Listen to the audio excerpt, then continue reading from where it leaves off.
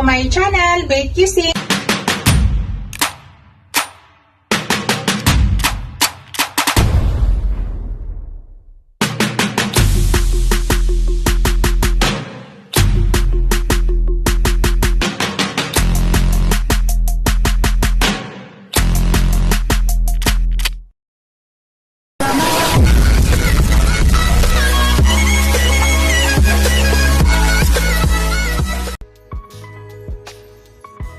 Hello guys! Good afternoon! Today's video guys ay magluluto tayo ng paksiw na isda. Ito po yung isda ko guys oh. Ito po yung istang bato. Pinalinis ko na po yan. Binili ko pa yan nakaraan sa market. So ngayon ko lang po siya lulutuin. Istang bato yan guys. Tapos ito yung mga ingredients guys. Papakita ko na lang mamaya sa inyo lahat. Ito, maglalagay po ako ng liempo. Konting liempo lang guys. Ang unang ginagawa ko sa liempo, kinakat ko lang siya ng ganyan.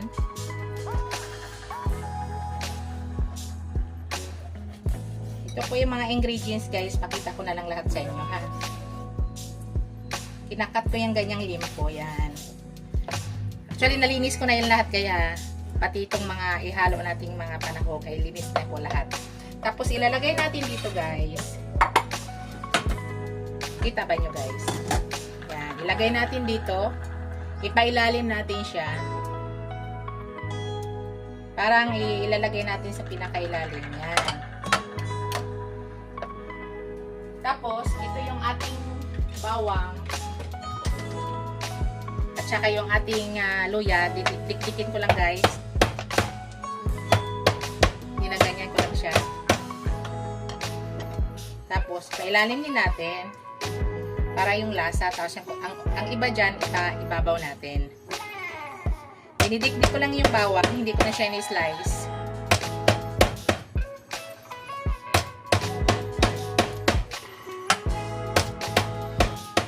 Linis na po yan guys ha. Nalinis ko na po yan. Yan. Lagay po natin dito. Paksiw na isda pong natin ngayon. Recipe guys. Tapos yung ibabaw, lagyan din natin. Maglagay pala ako mamaya guys ng ng eggplant. Ito, linis na rin to, hatiin ko siya guys. Ako lang man po yung kakain nito. Yan. Tapos ilagay ko na yung fish. Yan, ilalagay ko na si fish. Ganyan lang yung paglagay. Kasya kaya to. Kasya to guys.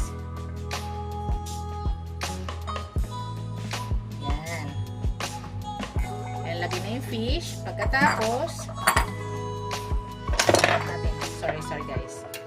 Para makita nyo, yan.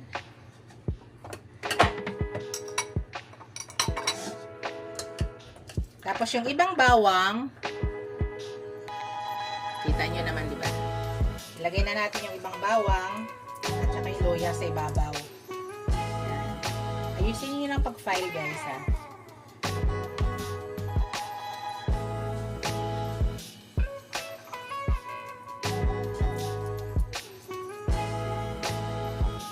Tapos yung ibabawan din natin ng luya. Diba mayroon na tayong nilagay din sa ilalim. Ilagay rin tayo sa ibabaw. Tapos yung sili, hatiin ko ulit. Tapos yung talong, mamaya na guys. Tapos ito yung ingredients na ilalagay ko rin. Yan. Maglagay tayo ng pangpalasa guys. Yan, pangpalasa. Isang scoop lang. Tapos, scoop na maliit guys ha. Maglagay ako ng crack na paminta. Crack po to. Ako po yung nag-crack nito guys ha. Lahat po ng pamintang durog ko at saka crack, ako lang po yung gumagawa. Buong paminta po yung binibili ko. Actually, dala po ni Habi. Dala yan ng 3 kilo yan na buong paminta. Galing Saudi pa yan guys. Tapos, maglagay ako ng asin. Estimate nyo lang guys, wag lang maalat. Di baling tatabang tayo, basta wag lang aalat kasi kung tataba, pwede remedyohan, magdagdag lang tayo ng asin. Tapos guys, para kontrahin yung suka ko, maglagay ako ng konting sugar. Isang scoop na sugar na maliit. Yan. Yan po. Tapos gagamit po ako ng apple cider na ano guys, na suka. So ito po yung gagamitin ko. Yan, ubos natin. Pero maglagay ulit ako ng sukang puti.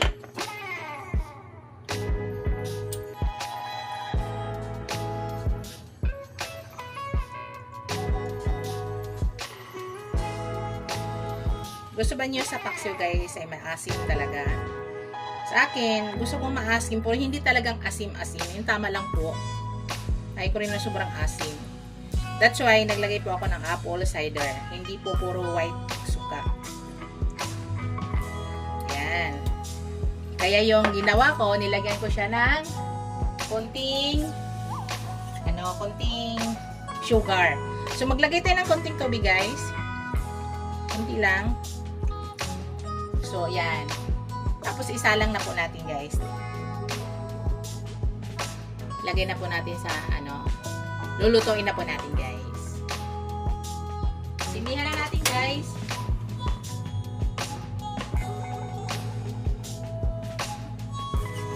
So, unang ginagawa ko, medyo malakas yung apoy ko. Pag kumulo mamaya, guys, pahinaan na po natin. Pag kumulo, mahinaan natin. Tapos mamaya, tinatanggal ko yung takip guys para sumingaw yung suka. Yan po yung ginagawa ko. Yung ating, guys, yung ating eggplant, mamaya na po natin yan ilagay. Saglit lang po yan lutuin guys. Siguro mga 20 minutes na po. Kasi ang ginagawa ko after kumulo, mini-medium ko na yung apoy. Dahan-dahan lang siya. 15 to 20 minutes. Basta mga 20 minutes, luto na po yan. Isdang bato po yan guys ha. Yan po yung gusto kong pinapaksiw, yung isdang bato. Bago pala lahat guys, i-shout out ko pala yung aking mga channel members, ang aking mga subscribers, ang aking viewers, supporters, mga super chatters. Maraming salamat sa walang sawang suporta sa aking channel guys. Thank you sa mga new subscriber ko pala. Maraming salamat sa inyo guys. Marami po akong mga new subscriber guys. Maraming salamat po sa inyong lahat sa suporta. Thank you. Yan, wait lang po natin kumulo guys. Then, pahinaan na natin yung apoy.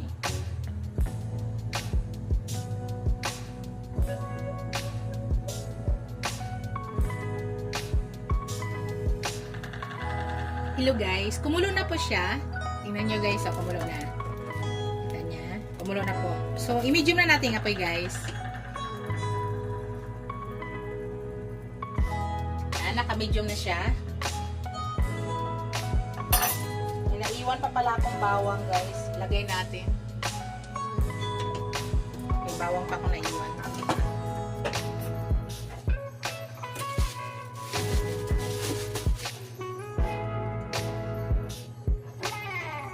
May version ko guys, yan. Naglalagay talaga ako ng konting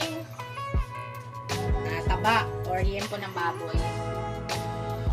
That's why abot tayo ng mga 20 minutes guys para maluto po yung ating liempo nasa ilalim. Yung sinapi natin.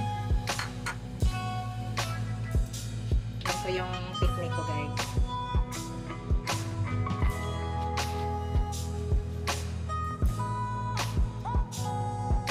Tapos mamaya guys, maglagay ako ng konting oil ha. Ipakita ko na lang sa inyo mamaya.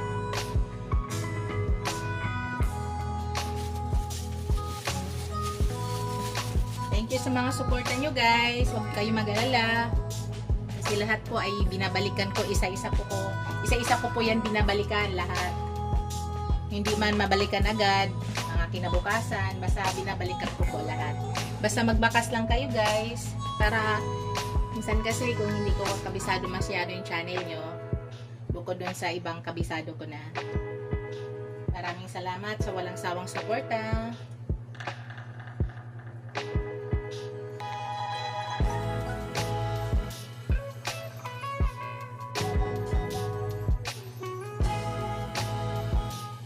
Ang bango guys. Sobrang bango. guys, ang bango. So ngayon guys, ilagay na natin ang ating talong or eggplant. Pero bago natin ilagay guys, ay titikman ko siya muna ha. Bago tayo tapos talaga. So titikman ko muna siya bago ko ilalagay yung aking eggplant.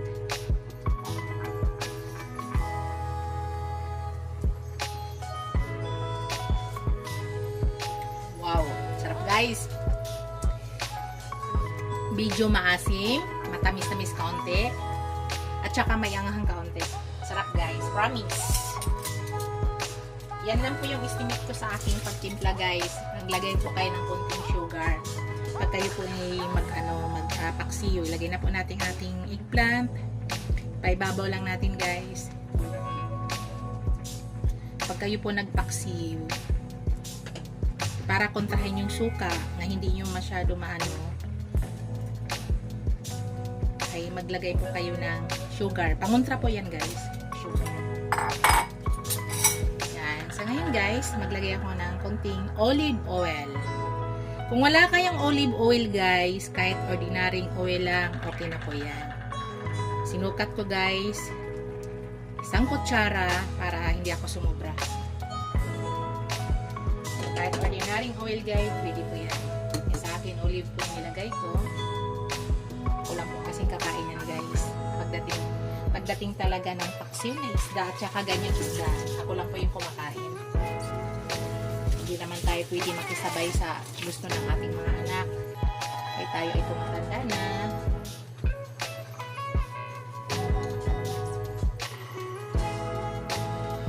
Nakita ko lang sa inyo guys yung aking version paano ko magpapaksiw. Alam ko naman napakasimple. Napakasimple lang yan. Alam na po natin lahat yan lutuin. Pero yung aking version, yun po yung sinishare ko sa inyo. Pwede rin kayo maglagay dyan guys para may gulay kayo. Pwede rin kayo maglagay dyan ng okra. Masarap din guys pag may okra yan. Hindi lang mayroon na kayong isda, mayroon pa kayong gulay. So sa akin, wala po akong available na okra dito. So kung ano lang yung available, yun na lang po yung nilagay ko yung talong. Init lumabas guys, nakakatamad. Ayan, hintayin na lang natin guys, malapit na po yan maluto.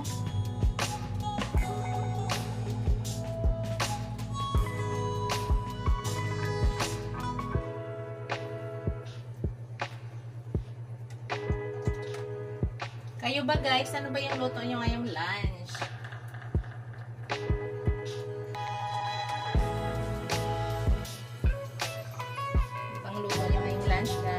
Bango guys.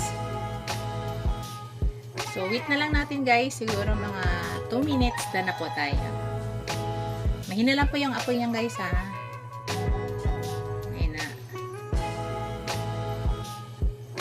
Para maluto din yung ating liempo sa ilalim, yung sinapin nating liempo.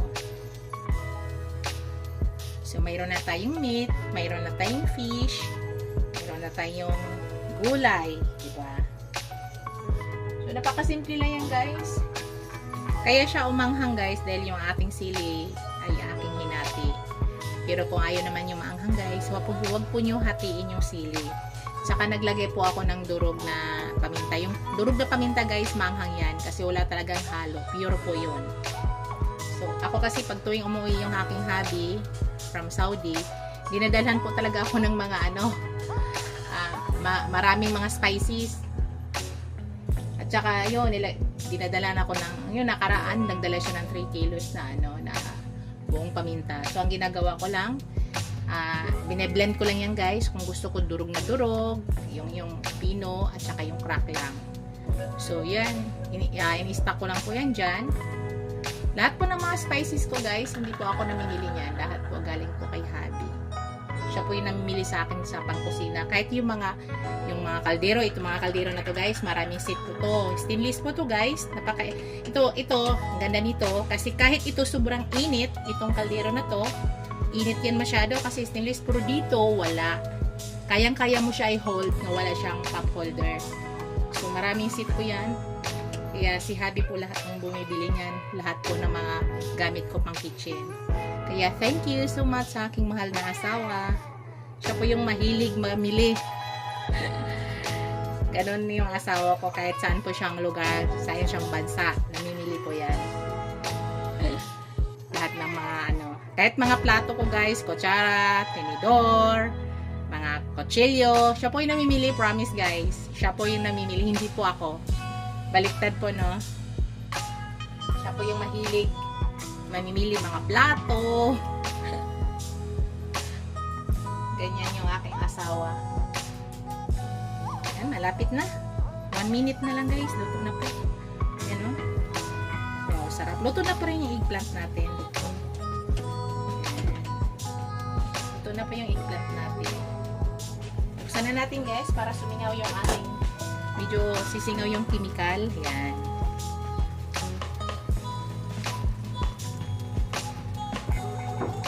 Luto na po yan. So, i-off na natin guys at luto na po yung ating paksiw na isda. O sa Bisaya pa guys ay inununan. Inununan ang tawag sa amin dito guys sa Cebu. Inununan na isda. Patay na po natin. Ito na po yung aking finished product guys. Ready to serve na po. Ipakita ko sa inyo guys yung aking finished product. Ayusin ko muna. Maraming salamat sa walang sawang suporta guys. Thank you. God bless us all. See you in my next video guys. Don't forget to like, comment, subscribe, and share. Bye!